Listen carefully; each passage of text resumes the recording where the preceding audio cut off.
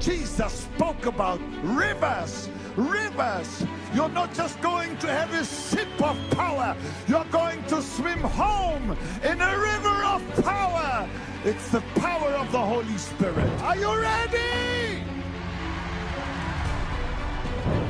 In the name of Jesus, raise your hands.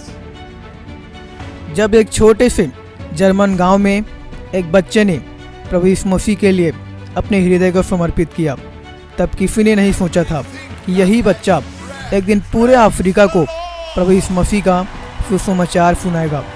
यह कहानी है एक ऐसे व्यक्ति की जिसने सुसमाचार के द्वारा पूरे अफ्रीका देश को नाश होने से बचाया, जिसका नाम है रेनहार्ड बोंके। एक ऐसा व्यक्ति जिसने परमेश्वर की बुलाहट को पहचाना, उसे अपनाया और फिर पीछे मुड़कर उसने कभी भी नहीं देखा। उन्होंने जीवन भर एक ही आवाज़ को सुना, अफ्रीका को बचाओ। लाखों लोगों की भीड़, चंगाई का अद्भुत चमत्कार और पवित्र आत्मा की अग्नि से जली सभाएं, यह सब एक सामान्य इंसान के असाधारण विश्वास का परिणाम था।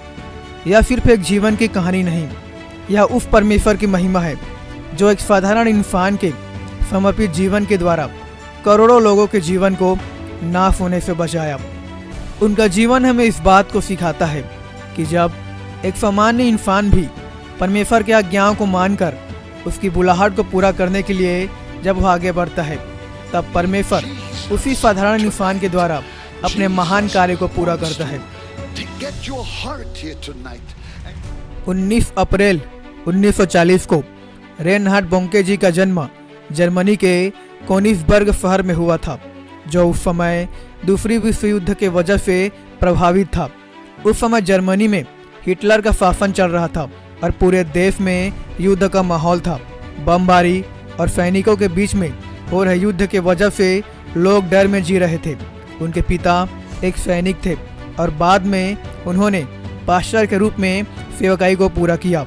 रेनहार्ड जी का परिवार एक मसीही विश्वास रखने वाला सामान्य परिवार था। उनके जन्म के समय उनकी मां ने प्रार्थना किया था कि अगर यह बच्चा सुरक्षित जन्म लेता है तो वे इसे परमेश्वर की सेवा में समर्पित कर देंगे। उस समय उनके घर के पास बमबारी हो रहा था, जिसके वजह से उनका परिवार तहखाने में छिप गया था। युद्ध की इस स्थिति में रेनहार्ड बोंके का जन्म हुआ। इसके बाद उनका पालन और पोषण एक धार्मिक माहौल में हुआ, जहां वे बचपन से ही बाइबल और प्रार्थना से जुड़े रहे थे। सन 1945 में जब दूसरा विश्व युद्ध समाप्त होने वाला था, उस समय रेनहार्ड बोंके केवल 5 वर्ष के थे। जर्मनी में उस समय युद्ध की स्थिति गंभीर था। उनका पूरा परिवार कोनिग्सबर्ग में रह रहे थे, जो उस समय सैनिकों के द्वारा घिर चुका था। जैसे जैसे सैनिक आगे बढ़ रहे थे, जर्मन नागरिकों को शहर खाली करने का आदेश दे दिया गया। रेनहार्ड का परिवार भी बाकी लोगों की तरह जान बचाने के लिए वहां से भाग गए। वे लोग एक भीड़ से भरी ट्रेन पर सवार हो गए और भोजन की कमी के बीच में कई दिनों तक वे सभी यात्रा करते हुए पश्चिमी जर्मनी पहुंच गए। उनके पास बहुत कम सामान था और उनके पास भोजन भी नहीं था। इस दौरान उनके पिता, जो युद्ध में सैनिक थे, युद्ध समाप्त होने के बाद कैदी बन गए और कुछ समय तक परिवार से अलग रहे। बाद में वे लौटे और एक पास्टर के रूप में सेवा करने लगे। उस समय पूरा परिवार गरीबी में जी रहा था, लेकिन उन्होंने धीरे धीरे सामान्य जीवन में लौटने की कोशिश किया। सन 1945 की यह घटना उनके जीवन की यह पहली ऐसी बड़ी ऐतिहासिक स्थिति थी जहां उनका पूरा परिवार इस खराब परिस्थिति में भी भूख और युद्ध के संघर्षों से बाहर निकले थे। सन 1949 में रेनहार्ड बोंके की उम्र लगभग 9 वर्ष का हो गया। यह साल उनके जीवन के लिए एक महत्वपूर्ण मोड़ बन गया, क्योंकि इसी वर्ष उन्होंने पहली बार अपने जीवन में प्रभु यीशु मसीह को अपने व्यक्तिगत रूप से स्वीकार किया, उद्धारकर्ता के रूप में। उस समय उनका पूरा परिवार युद्ध के बाद पश्चिम जर्मनी में एक सुरक्षित जगह में जाकर रुक गए। उनका पिता अब एक पास्टर बन चुके थे और वे प्रार्थनाएं करते थे और मसीह सभाओं में जाकर प्रचार भी किया करते थे। रेनहार्ड भी अक्सर अपने पिता के साथ चर्च की सभाओं में जाते थे। एक दिन एक सभा में जब प्रचार हो रहा था, तब रेनहार्ड के मन में यह भावना आई कि उन्हें भी अपने पापों के लिए पश्चाताप करना चाहिए और प्रभु यीशु मसीह को अपने जीवन में उद्धारकर्ता के रूप में स्वीकार करना चाहिए। उस दिन उन्होंने अपने जीवन का सबसे महत्वपूर्ण निर्णय लिया और प्रभु यीशु मसीह को पूरी तरह से अपने जीवन का समर्पित कर दिया। वह पल उनके लिए केवल एक धार्मिक भाव नहीं था, बल्कि उनके जीवन की दिशा को तय करने वाला पल था। उन्होंने बताया कि उसी दिन उन्हें यह अनुभव हुआ कि परमेश्वर ने उन्हें एक विशेष कार्य के लिए चुना है। उन्होंने अपने भीतर एक गहरी बुलाहट का महसूस किया, विशेष रूप से अफ्रीका के लिए। यह भावना उनके मन में वर्षों तक बनी रही और आगे चलकर वही भावना उनकी सेवकाई का नींव बन गया। सन 1949 की यह घटना केवल एक आध्यात्मिक अनुभव नहीं था, बल्कि उसी दिन से एक मसीह प्रचारक बनने का बीज उनके हृदय में बोया गया था, जो आगे चलकर लाखों लोगों को परमेश्वर की ओर ले जाने वाला बन गया। सन 1950 में रेनहार्ड बोंके केवल 10 वर्ष के थे, लेकिन इसी उम्र में उनके जीवन में एक ऐसी घटना घटी जिसने उनके पूरे भविष्य को बदल दिया।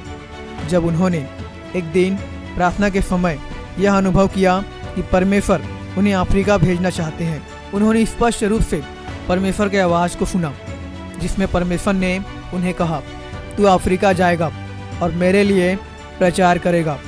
उस उम्र में वे न तो अफ्रीका को जानते थे और न ही वहाँ का भाषा को, लेकिन उनके मन में एक साफ और गहरी तस्वीर बन गई थी कि लाखों लोग एक मैदान में इकट्ठे हैं और वे मंच पर खड़ा होकर प्रभु यीशु मसीह का सुसमाचार सुना रहे हैं। यह केवल कल्पना नहीं था, बल्कि एक आत्मिक दर्शन जैसा था। और उस समय रेनहार्ड ने अपने पिता से कहा, मैं जब बड़ा हो जाऊंगा तो अफ्रीका जाऊंगा और वहां प्रचार करूंगा। उनके पिता ने पहले इस बात को हल्के में लिया, लेकिन रेनहार्ड के मन में यह बुलाहट इतनी गहरी थी कि वह सालों तक उसी बुलाहट को थामे रहे। उन्होंने उसी समय से खुद को तैयार करना शुरू कर दिया था, इसलिए उन्होंने प्रार्थना में समय बिताना, बाइबल पढ़ना और चर्च के कामों में सहायता करना शुरू कर दिया। सन 1950 की यह घटना उनके जीवन में परमेश्वर के बुलाहट का पहला स्पष्ट चिन्ह था। उनके छोटी उम्र में मिली इस दर्शन की वजह से आगे चलकर उनके द्वारा परमेश्वर ने लाखों लोगों को नाश होने से बचाया। यह घटना हमें इस बात को सिखाता है कि जब कोई इंसान परमेश्वर की आवाज़ को सुनता है और उसे स्वीकार करता है, तो परमेश्वर उसके द्वारा महान कामों को पूरा करता है। सन 1955 से 1960 के मध्य रेनहार्ड बोंके किशोर अवस्था में प्रवेश कर चुके थे। अब उनकी उम्र 15 से 20 वर्ष के बीच में थी। इस वर्ष में उन्होंने अपने जीवन को पूरी तरह से परमेश्वर की सेवा के लिए समर्पित कर दिया। वे नियमित रूप से प्रार्थना करते, बाइबल पढ़ते और चर्च की सेवाओं में भाग लेते थे। उनका ध्यान दुनिया की चीज़ों से हटकर पूरी तरह से आत्मिक बातों पर केंद्रित हो गया था। इसी दौरान उन्होंने यह निश्चय भी कर लिया कि वे प्रचारक बनेंगे और परमेश्वर का वचन लोगों तक पहुंचाएंगे, खासकर अफ्रीका के लोगों तक। उन्होंने महसूस किया कि यह बुलाहट केवल एक सपना नहीं था, बल्कि परमेश्वर के द्वारा स्पष्ट उनके लिए एक स्वर्गीय बुलाहट था। सन 1958 में जब वे लगभग 18 वर्ष के थे, उन्होंने यूनाइटेड किंगडम के वेल्स में स्थित एक बाइबल कॉलेज में एडमिशन लिया, जिसका नाम था the Bible college of Wales. यह कॉलेज बहुत प्रसिद्ध था, जहाँ परमेश्वर के सेवकों को गहराई से आत्मिक शिक्षा दिया जाता था। वहाँ उन्होंने न केवल बाइबल की गहन शिक्षा प्राप्त किया, बल्कि प्रचार, प्रार्थना, आत्मिक अनुशासन और मिशनरी सेवकाई को गहराई से सिखाया गया था। कॉलेज के दौरान भी रेनहार्ड अक्सर अकेले में प्रार्थना किया करते थे। उन्होंने कई बार कहा कि जैसे जैसे वे परमेश्वर के वचन को पढ़ते और समझते, वैसे वैसे उनका यह विश्वास और भी मजबूत होता गया कि उनका जीवन सिर्फ प्रचार के लिए बना है। कॉलेज में पढ़ते समय उन्होंने छुट्टियों के दौरान भी चर्च में प्रचार करना शुरू कर दिया था। कई लोगों ने उनकी प्रचार शैली में सामर्थ और जोश को देखा। उनके शब्द सीधे लोगों के हृदय को छूते थे। वहाँ के टीचर भी मानने लगे थे कि रेनहार्ड केवल एक सामान्य छात्र नहीं है, बल्कि आने वाले दिनों में परमेश्वर उस एक व्यक्ति के द्वारा करोड़ों आत्माओं को बचाने जा रहा है। सन 1960 में उन्होंने कॉलेज की पढ़ाई पूरी कर ली। उस समय उनकी उम्र लगभग 20 वर्ष का था। अब वे पूरी तरह तैयार थे अपने मिशन के लिए, अफ्रीका जाने के लिए, लोगों तक सुसमाचार पहुंचाने के लिए और उस बुलाहट को पूरा करने के लिए जो उनके बचपन से उन्हें मिला था। यह 5 साल का समय उनके आत्मिक जीवन की नींव को रखने का समय था, जहां उन्होंने सीखा कि आज्ञाकारिता समर्पण और निरंतर प्रार्थना ही उस व्यक्ति की पहचान होती है जिसे परमेश्वर बड़े कार्यों के लिए चुनता है। सन 1961 में जब रेनहार्ड बोंके ने बाइबल कॉलेज की पढ़ाई को पूरा कर लिया, तब वे जर्मनी लौट आए। वहाँ उन्होंने कुछ समय तक स्थानीय चर्च में प्रचार करना शुरू किया। यह समय उनके लिए अभ्यास का दौर था, जहाँ उन्होंने छोटे छोटे समूह में परमेश्वर के वचन को बांटना सीखा और प्रचार करते समय उन्हें यह भी अनुभव होता था कि परमेश्वर उन्हें किसी और भूमि के लिए बुला रहा है, और वह था अफ्रीका। यह बुलाहट उनके हृदय में धीरे धीरे और मजबूत होती जा रही थी। सन 1964 में रेनहार्ड बोंके की शादी हुई। उन्होंने एक मसीही लड़की से शादी किया जिसका नाम एनी था। एनी बहुत ही विश्वास रखने वाली थी, नम्र और परमेश्वर को प्यार करने वाली महिला थी।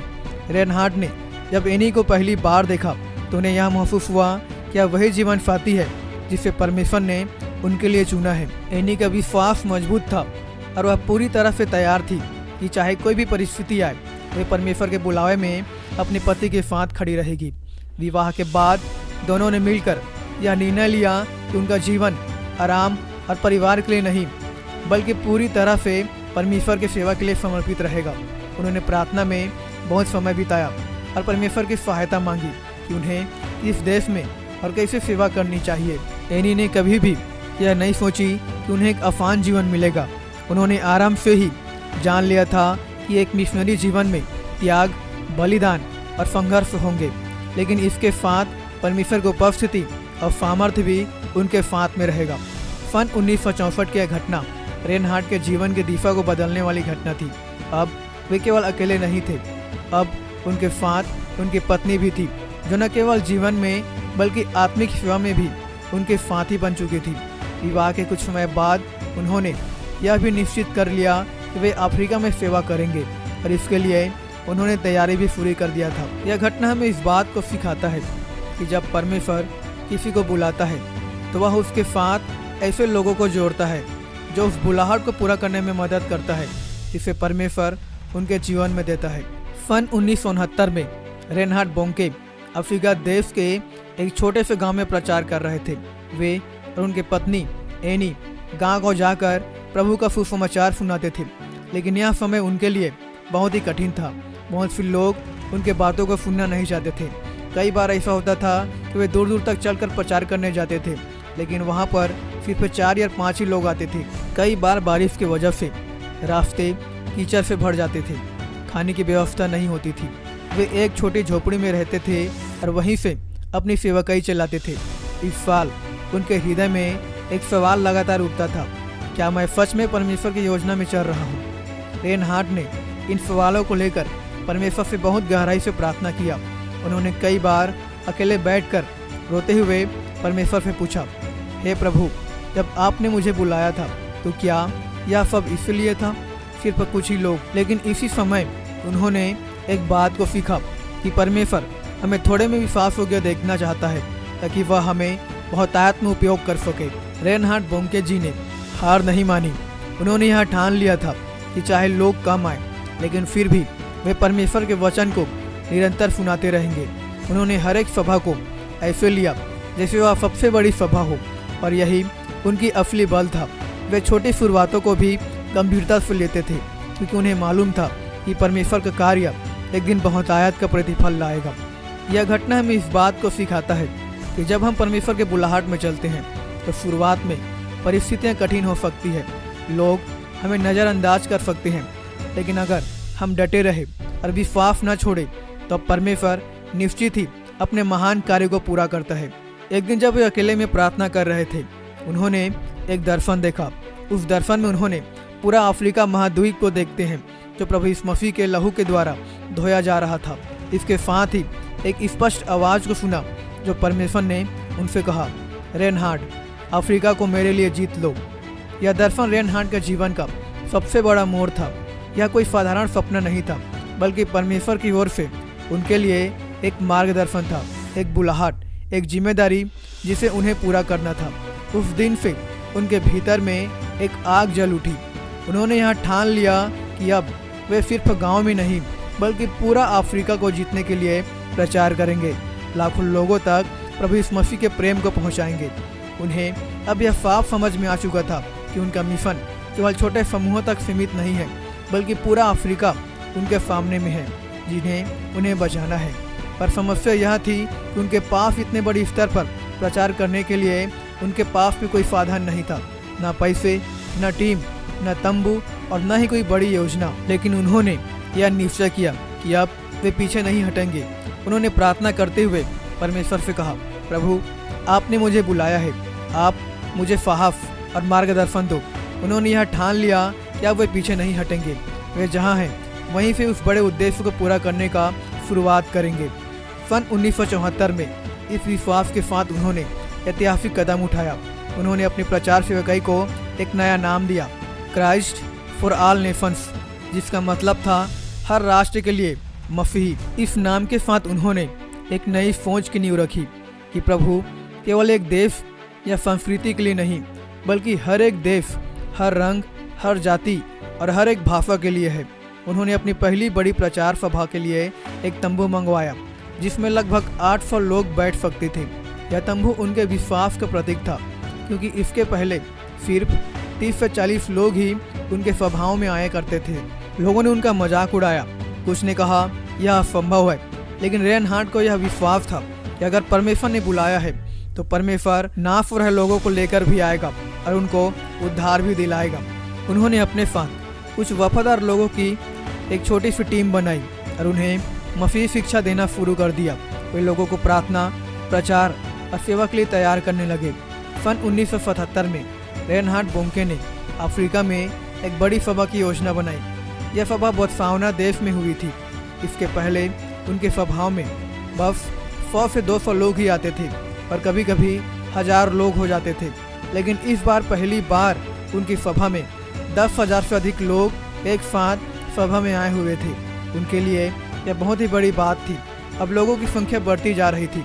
उनके लिए सभा में जगह नहीं बच रहा था, इसलिए इसी साल उन्होंने एक बहुत ही बड़ा तंबू को बनवाया, जो उस समय दुनिया का सबसे बड़ा तंबू था, जिसमें 34,000 से भी अधिक लोग आसानी से बैठ सकते थे। यह तंबू केवल कपड़े और लोहे की रचना नहीं था, यह एक विश्वास का तंबू था। रेनहार्ड जी ने कहा, अगर परमेश्वर ने मुझे अफ्रीका को मसीह के लिए जीतने को कहा है तो मैं छोटा नहीं सोच सकता। उन्होंने अपनी टीम के साथ मिलकर बड़े शहरों में प्रचार सभाओं की योजना बनाई। सबसे पहली सभा में हजारों लोग आए। लोग दूर दूर से चल कर आए, कुछ बीमार, कुछ टूटी उम्मीदों के साथ और कुछ सच्चाई के तलाश में। सभा में जब रेनहार्ड प्रचार कर रहे थे तो उन्होंने सुसमाचार को बहुत ही सरल और समर्थित तरीके से सुनाया। उन्होंने कहा, यीशु न सिर्फ पापों को क्षमा करता है, बल्कि वह चंगाई भी देता है और नया जीवन भी देता है। जैसी सभा के अंत में प्रार्थना हुई, कई लोग चंगे हो गए, कई अंधे लोगों ने देखना शुरू किया, बहरे सुनने लगे, लंगड़े चलने लगे। लोग रोते हुए परमेश्वर के सामने गिरे और अपने पापों से मन फिराकर प्रभु यीशु मसीह को अपना उद्धारकर्ता स्वीकार करने लगे। उस दिन रेनहार्ड बोंके ने कहा, मैंने देखा कि जब हम विश्वास पर एक बड़ा कदम उठाते हैं तब परमेश्वर अपने स्वर्ग को खोल देता है और अपने सामर्थ्य से कार्य करता है।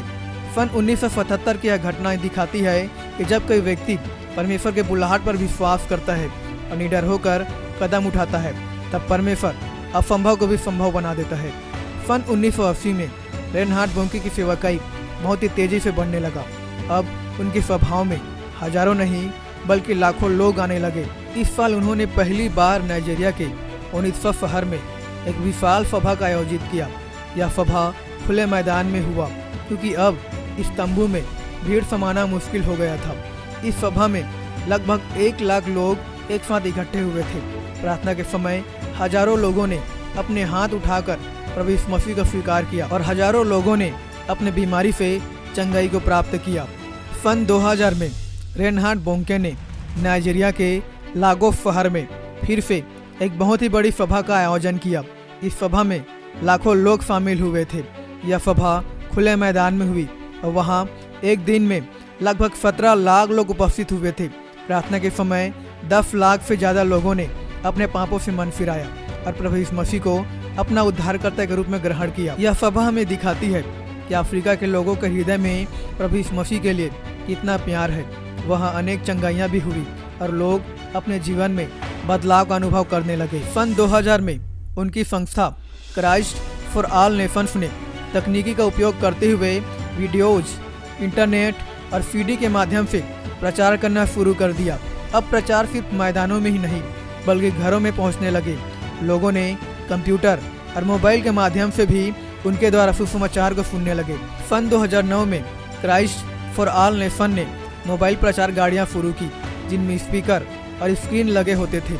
इन गाड़ियों के जरिए लोग दूर दराज गाँवों में जाकर सुसमाचार को सुनाने लगे, जिनके द्वारा बहुत सारे लोगों ने प्रभु यीशु मसीह को ग्रहण किया। सन 2010 में रेनहार्ड बोंके जी ने अपनी सेवा को पूरी तरह से दानियल कोलेडा को सौंप दिया। उन्होंने कहा कि अब परमेश्वर उन्हें विश्राम देना चाहता है और दानियल नई पीढ़ी के साथ प्रभु के सेवा को आगे बढ़ाए रखेगा। इस साल की सभाओं में भी लाखों लोग आए हुए थे और प्रभु यीशु मसीह को उन्होंने ग्रहण भी किया। रेनहार्ड बोंके ने अपने जीवन के अंतिम पलों में भी प्रभु यीशु मसीह का सेवा करते रहे और लोगों तक सुसमाचार को पहुंचाते रहे। सन 2017 में उन्होंने नाइजीरिया में अपनी अंतिम सभा को किया। लाखों लोग आए हुए थे। यह उनकी आखिरी अफ्रीकी सभा थी। उन्होंने उस सभा में कहा कि उन्होंने दौड़ पूरी कर लिया है और अब परमेश्वर की योजना अगली पीढ़ी के लिए है। लोग आंसुओं के साथ उनके प्रचार को सुनते रहे। 7 दिसंबर 2019 को रेनहार्ड बोंके जी प्रभु में सो गए। उनकी अंतिम समय में भी वे प्रार्थना में थे। उनके जीवन और सेवकाई ने 15 करोड़ से भी अधिक लोगों तक सुसमाचार को सुनाया। उनके मृत्यु के बाद भी उनकी विरासत अब भी जीवित है। रेनहार्ड बोंके जी का जीवन हमें सिखाता है कि जब कोई इंसान अपने पूरे हृदय से परमेश्वर की आज्ञा माने और उसकी सेवा में आगे बढ़े, तब परमेश्वर उनके द्वारा असंभव कामों को भी संभव बना सकता है।